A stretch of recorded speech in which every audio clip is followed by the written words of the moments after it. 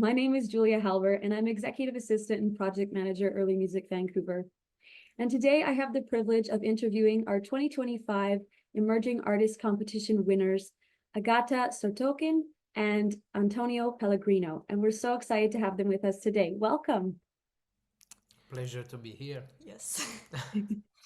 So before we get into this interview, for our listeners and viewers who might not be familiar with our competition, this competition asks applicants to create projects on what they think the future of early music might look like and where it is headed.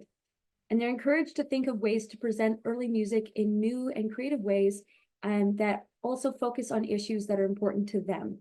And these two incredible musicians of A.S.A.P duo definitely pulled that off this year. So first of all, I just want to say congratulations to both of you on winning this competition. We're excited to talk to you today. And I just want to say first, to get us started, going back to the beginning, what got you into historical music performance? And what was, if you have one, was there a specific moment that sparked your interest in early music? Well, Well, I must say that Antonio became involved in historical performance projects probably before I did.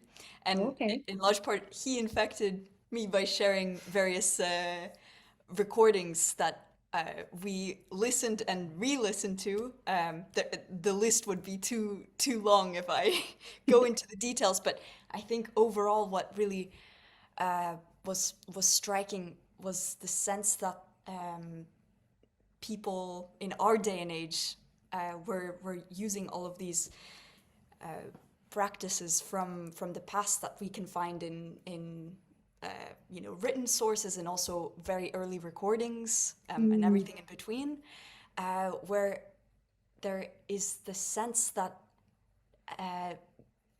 they are not only rendering what's written on the page, but going beyond the ink in various ways. With their interpretations, there was the sense of freedom and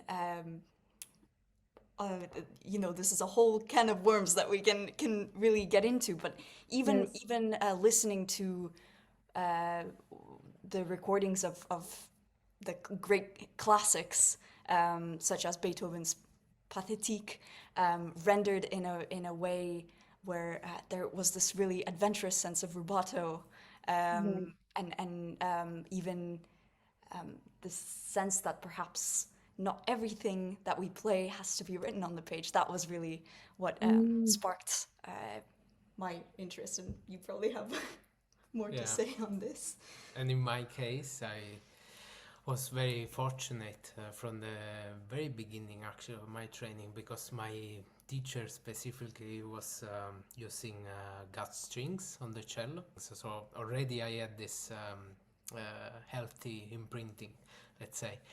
Mhm. And then, of course, life brought us towards early music, finding great musicians on our path, and of course, recordings. Recordings are a good testimony of what is possible. Yeah, But Yeah. also live concerts, of of course. course, yes. We're very lucky Yeah. in our world today, and also mentioning great musicians on the other side of the pond. I was very fortunate to study with Arthur Haas when I was at Oh, Stony Brook and Yale before then, and wow. he made it possible for me to take lessons on the harpsichord and virginal, sometimes the fortepiano a little bit, even though I was formally studying the piano. So he was, thanks to him largely, it was possible to start, integrating historical keyboard instruments into not only lessons but also performances. So that was a big gift before we moved to the Netherlands. So talking a little bit about the competition, I just want to know, how did you hear about it and what inspired you to apply? Maybe Antonio, if you want to share first. Yeah, well, basically we saw it online on your Facebook posts. Elliot, the previous winner. Oh, Yeah, Yeah, so we talked about this competition, and yeah, he was, uh, yeah, enthusiastic about the project that Yeah. he shared, and we were very excited to just look at various initiatives that you featured on your website. And yeah, I guess we were very struck by the scope and diversity of the various projects and thought that maybe our own project could contribute something meaningful. And look what happened. So there you go. So I want to talk a little bit about your wonderful winning project, the Greco Brothers and Friends, if I'm saying that correctly. It's Yes. really fascinating. And I'm wondering if you could walk us through this idea and how it came to life. We started this project in the Royal Conservatoire in The Hague, in the early music department.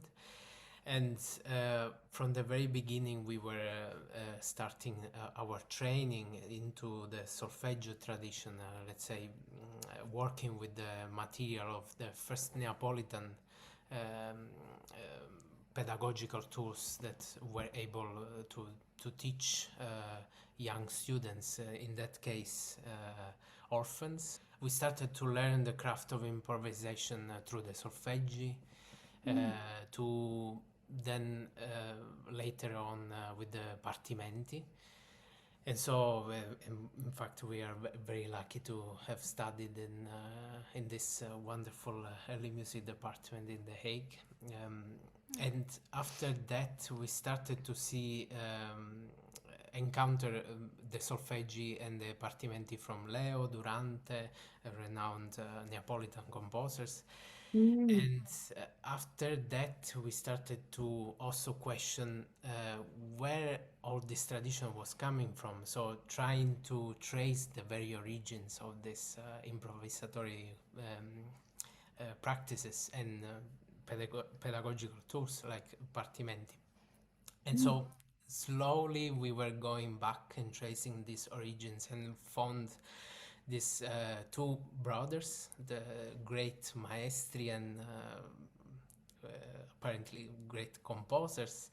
And in my case, Rocco Greco, who was the older brother of Gaetano Greco, who was apparently less famous than the brother. Yeah.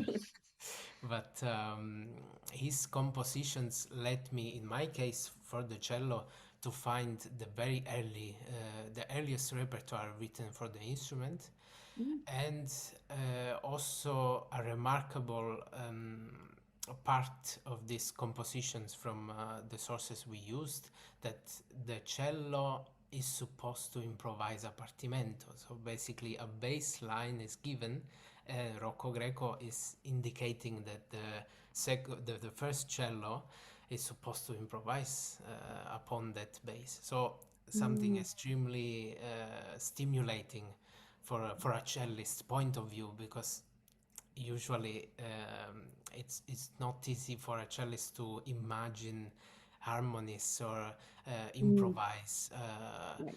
on the spot, and that is the first encounter that I had, how to improvise. Rocco Greco provided it in this source. So that was the beginning of the research. Yeah, and And just Incredible. to elaborate on a couple Yes. of things, so we do have tons and tons of examples of partimenti coming from especially the 18th century. So as Antonio said, we were trying to sort of retrace the steps and go back a few generations, let's say. And what is quite striking, beyond this very exciting fact that not everything was just for the keyboard, we have a lot of keyboard partimenti, but this was clearly something that went far beyond just keyboard instruments. It would be in any musician's contrapuntal toolkit to be able to improvise using these partially sketched pedagogical tools. But also just to explore the variety of the kinds of partimenti we get. Some are complex fugues and multi-movement toccatas, but others are basically folk dances, and we're trying to embrace the big range that students through their 10 years of training in these early conservatories would experience and sort of work their way through. And embracing all forms of partimenti was, I think, key for the young students to really become true masters of their craft, which at the time meant that not only could they play or sing or conduct masterfully, but also improvise. That was a key component. And what is actually very interesting is that the noun for improviser was not even there in Italian sources before the 18th century. That was just an integral part of what it meant to be a musician. Get closer to the spirit of the musicians of the time. Truly fascinating. And I'm curious to know, you talk about the improvisation, and you also mentioned it was such a inspiration for you in getting into early music. Is it something that you practice all the time? Is it really a key component for you? And how do you approach that as individuals? I don't know who wants to start, but for the cello, it's for me it was revelatory when I entered the conservatoire and started studying in the early music department, and I started to practice, for example, the rule of the octave, so basic tool on how to what notes can be put upon a scale. So instead of playing a scale as we would do nowadays, note by note, just note by one note, pitch by just pitch. practicing scales technically. right. I started to use the tools that keyboard players had at hand. Of course, we have many sources like D'Andriot that you have in your basso continuo classes. That's like the 101 for just for the broader public. Oh, yes. Yeah, Thank just you. how to add what chords can make sense on each degree of a scale. Yeah. And Okay. this is not only for the keyboard, even though we have a lot of treatises focused on the keyboard, but also, as Antonio of course, saying, for the cello, we can definitely play chords. We can play arpeggiated, let's say, arpeggiated chords, and upon this base of just improvising a scale, it's possible to add not only ornamentations, but then melismas, basically melodies, and then after a while it can become a piece. It can be also become a prelude, which we experience in concerts. We just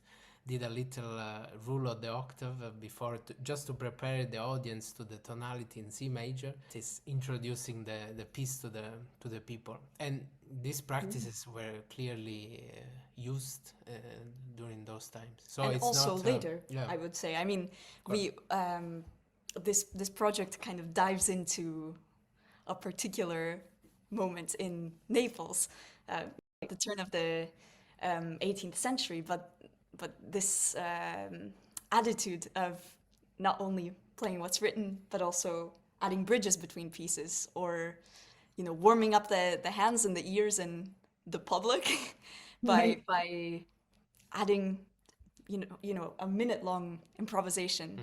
That was very much in the air far into the 19th century, at least, and we have only to think of these various salon settings in the 19th century where there would be this room to explore these things, just as musicians, decades before then would have done, just with slightly different idioms, right? And we also see the same kind of attitude in later generations of jazz musicians, for example.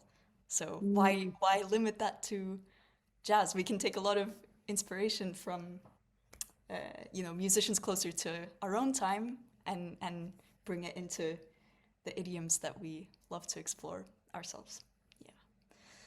So Fantastic. we practice. So you practice these manuscripts that have been discovered. I'm curious to know who found them and how are they discovered, if you know that at all. Yeah. So it's for the manuscripts of Rocco Greco specifically. Mhm. They come from Monte Cassino, which is a library between Rome and Naples, a very Mm. strategic point where so much music has been discovered in the past, Mm. and one important musicologist which we cellists should be very grateful today is Guido Olivieri, a Neapolitan musicologist who discovered this music some years ago. And of course, through the study of what he has been writing about it, also it was a great source of inspiration for me. Mm. And about this manuscript, we know that belonged to a family, a Neapolitan family, the Somma family is called. In a way, it's remarkable to think that a wealthy family had this music and kept it. So it's we have to also thank them for having these manuscripts and not throw them away. Yes. Which yeah, it carries the such remarkable source of improvisation for the cello. Yeah, it's quite important. Let's say. Yes, it sounds Yeah. like it. And Yeah. the, let's say, sibling manuscript or the other Gaetano Yes. Greco, manuscript. the famous guy. Yeah, not necessarily. He was the teacher of Domenico Scarlatti, who is, of Oh, course, very well known. But I yes. wouldn't say Gaetano Greco is, you know, a name that is heard enough. So there's definitely room to, yeah, explore things that haven't been so much, even with his manuscripts. Absolutely. In his case, the one that we are particularly focusing on is housed in the library in the current conservatory in Naples. We were fortunate enough to get access to it through Giorgio Sanguinetti, who's another very important musicologist who is one of the partimento gurus of our time, basically. Oh, If you okay. want to, yeah, Call him that. sort of, yeah.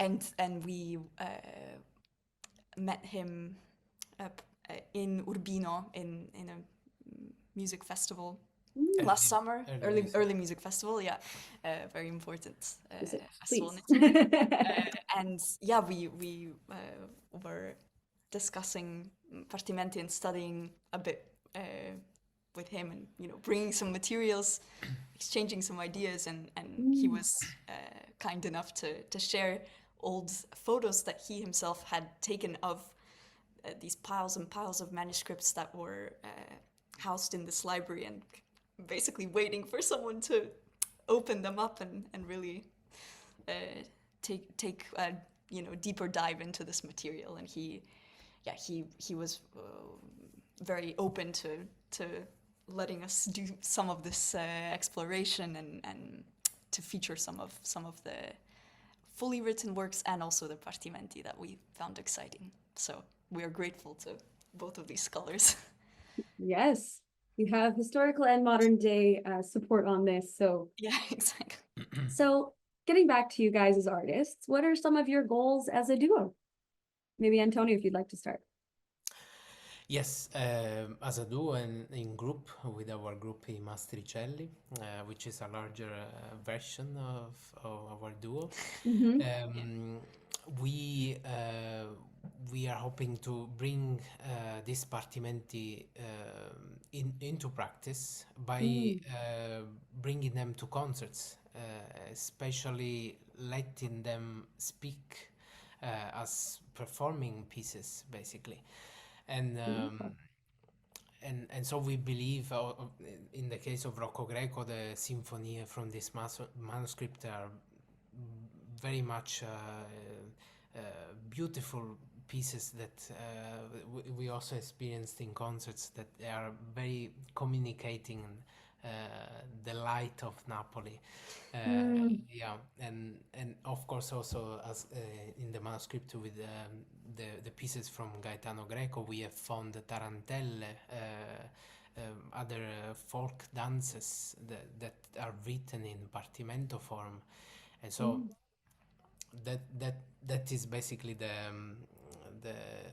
the concrete work that we will embrace. We are doing it, but also your support, it will become even more concrete.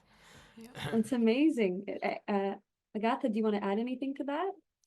Well, I absolutely agree that a big part of what we hope to share and maybe infect other early musicians with is this possibility of intertwining fully written works and partially sketched pieces or full out improvisations, and really not Mm. shying away from this combination in concerts or recordings, or even, you know, for us young artists, auditions. Why not? Mm. You know, why stick to the safe standard fully written works when we can find a way to unite the two? And just to yeah, Absolutely. sort of piggyback on what Antonio was saying, there was not a clear boundary between exercises in art 300 years ago, right? So Mm. even though the partimenti would be pedagogical in their original context, and by the way, one of the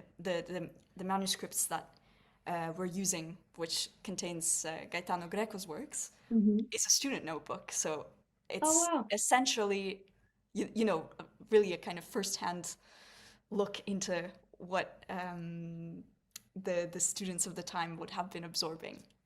Right. Uh, this would be just very interesting to continue diving into, but also to bring this spirit of blurring the lines between composition and performance in the context of other epochs. I think Mm.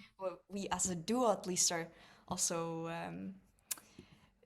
you know, beyond this particular project, looking at works by Schumann and Beethoven, and even in the concert proposals or programs that emerged from that time, Yeah. we can find ways to include arrangements or little bridges or cadenzas, or something that really reflects the same approach as what we're exploring here.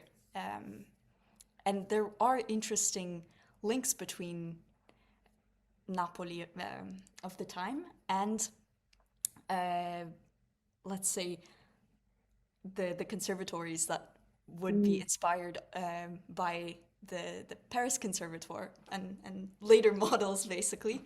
The Paris Conservatoire was established in 1795, so much Mm. later than the repertoire that we're looking at. But uh, many of the first, you know, resources that were used in Paris were Came coming from from Napoli. Naples, either Oh, directly because of historical reasons. Many Neapolitans had to go into exile because there was a lot of political change, and right. republic that was briefly established fell apart, and they were escaping from King Ferdinand IV, I believe, and they ended up in Paris with some of these materials, but Mm. also French Frenchmen and others were beginning to actually publish some of these sources that were coming from Naples, independently of the Neapolitans who were coming there. So all of Mm. this cultural mixture was happening, and it very much carried into later generations. And we even know that some of the early subscribers of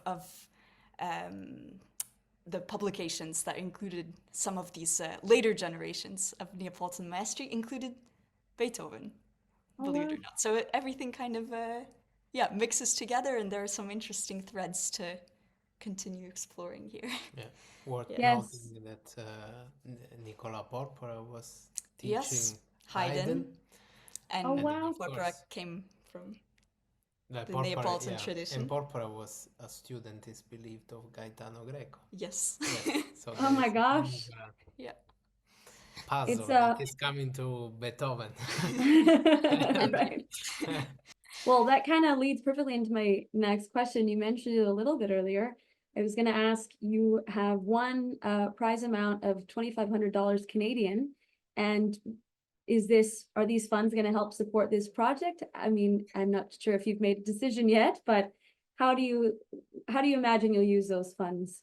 Absolutely. It's first of all a great privilege, and we are so grateful. And this fund will basically help us to make concerts, to To make it possible make to it possible to go to the next steps Yeah. and reach out to the places that we have in mind in Yeah. the Netherlands, maybe even beyond if we get lucky, and and to also videos. and right to also create some recordings of this concert program that we Yeah. have concocted, Yeah. and to share it with audiences beyond where we physically are, because that's a big gift that we have in our Yeah. modern world. And of course it would be great for all of us to be in the same place, but yes, we certainly hope to also have some digital content that can be shared with, for instance, some Canadian audiences.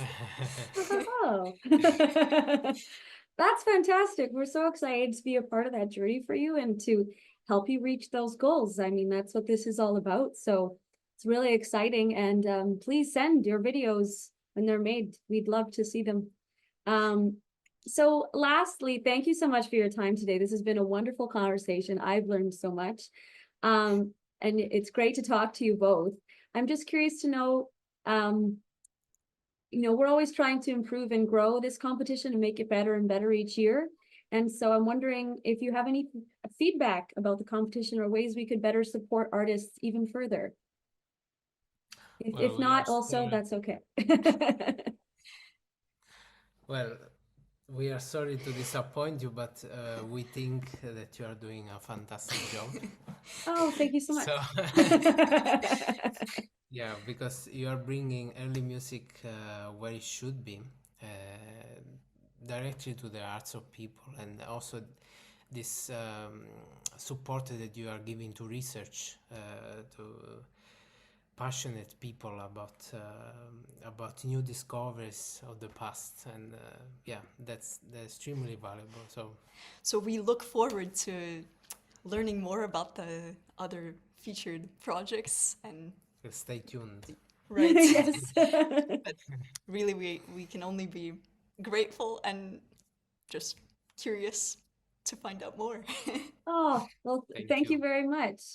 It's definitely a passion of ours, and we're just so excited to get to meet and work with folks like yourselves. So thank you everyone so much for watching. We hope you enjoyed this interview with our 2025 Emerging Artist Competition winners.